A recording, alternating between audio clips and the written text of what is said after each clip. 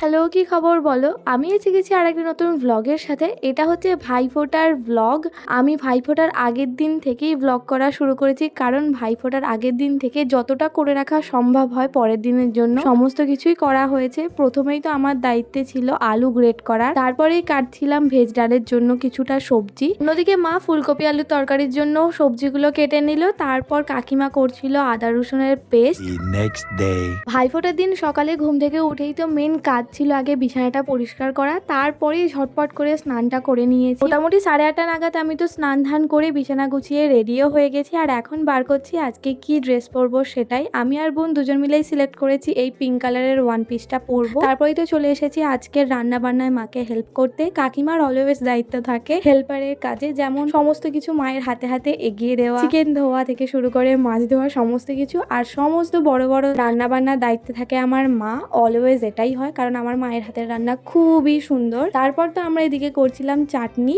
তার আগে অলরেডি আমাদের পাঁপড় ভাজা হয়ে গেছে। চাটনিটা আমরা বসিয়ে দিয়ে টমেটোটা সিদ্ধ করতে দিয়ে চলে এসেছিলাম রেডি হওয়ার জন্য। আসলে রেডি হওয়ার সেদিনকে খুব বেশি টাইম পাইনি, তাই জন্য কোনো রকম ভিডিও নেওয়া হয়। তার মধ্যে আমাদের মোটামুটি বেশিরভাগ কাজটাই হয়ে যায়, কিন্তু আমাদের ছোট বোন এখনো রেডি হতে পারিনি, তার জন্য তাকে একটুখানি আমরা ইনসাল্ট করছিলাম। যাই হোক, তারপর চাটনিটা করে নিলাম। ভাইফোঁটার দিন আমাদের দায়িত্বে ছিল চাটনি করা, পাঁপড় ভাজা, তার সাথে আলু চিপস ফ্রাই করা। সে সমস্ত হয়ে গেছে। অন্যদিকে দেখি কাকিমা দুপুরে খাবার দাবারের জন্য বাসন মুছে রাখছে, আর দিদি অন্যদিকে ফ্রিজ থেকে মিষ্টিগুলো বার করে রাখলো একটু গরম করবার জন্য, কারণ আগের দিন রাতেই বাপি সমস্ত মিষ্টি নিয়ে চলে এসেছে।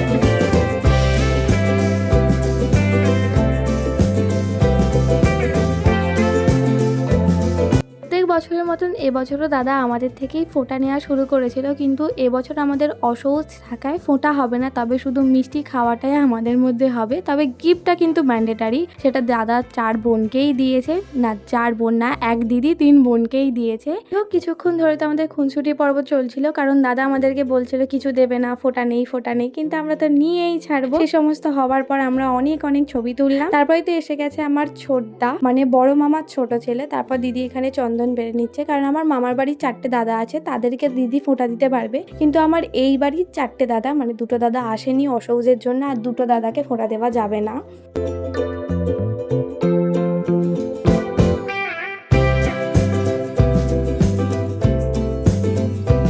দিদি তো একে একে সব দাদাদের ফোঁটা দিয়ে নিচ্ছিল। তারপর তো 4 মামা, সাথে আমার কাকিমার দাদা, মানে 5 মামা, আমার বাপি কাকা, কেউই এবছর ফোঁটা পাবে না।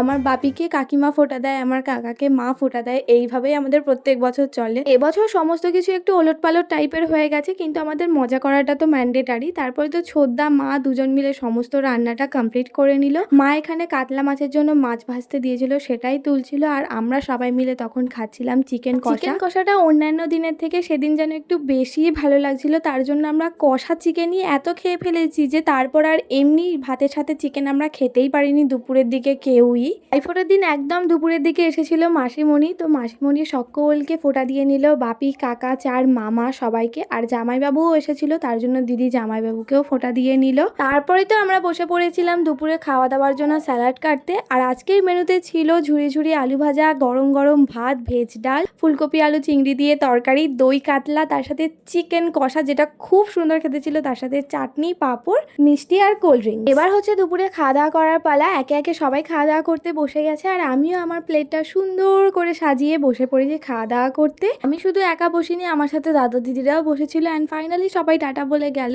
বাড়ি, আর আমিও এখন টাইম পেয়েছি একটু বাগান ধারে আসার। সোনামণিকে নিয়ে সন্ধে হওয়ার আগেই আমরা সবাই মিলে চলে এসেছিলাম বাগান ধারে। আর ওকে যখন নাচার কথা বলা হচ্ছিল, ও একদম ডিরেক্ট মুখের উপর বলছিল না, নাচবো না। ভাবে ইগনোর করার পর দুঃখে আমরা সবাই মিলে সোনামণিকে নিয়ে চলে আসি বাড়িতে। আর রাতের বেলা এসে সমস্ত অটোমেটিক আবারও জ্বালিয়ে দিয়েছে, আর এই লাল রঙের নিচের তলার অটোমেটিকটা আবার কালকে অ্যাড করেছিলাম। দিন চলে গিয়েছিলাম আবার বাগান ধারে, কিছুক্ষণ বসে চলে আসি বাড়িতে। বাড়িতে ফিরে আলোগুলো দেখতে এতটা সুন্দর লাগছে যে তোমাদের সাথে বারবার শেয়ার করে ফেলছি। যাই হোক, তারপর চলে এসেছিলাম আবারও রান্নাঘরে। এখন বানাচ্ছি আমি আর আমার বোন লুচি, আর আমি বানিয়েছিলাম স্মাইলি লুচি, মানে সেটাকে বলা হয় ছেলে খেলা। আমার এই স্মাইলিটা সব থেকে বেশি পছন্দের, আর আমি লুচি বানালেই এটা বানিয়ে থাকি অলওয়েজ। যাই হোক, রাতের ডিনারটা কমপ্লিট করি আজকের ব্লগটা এন্ড করলাম। আজকের ভিডিওটা এইটুকুই, টাটা।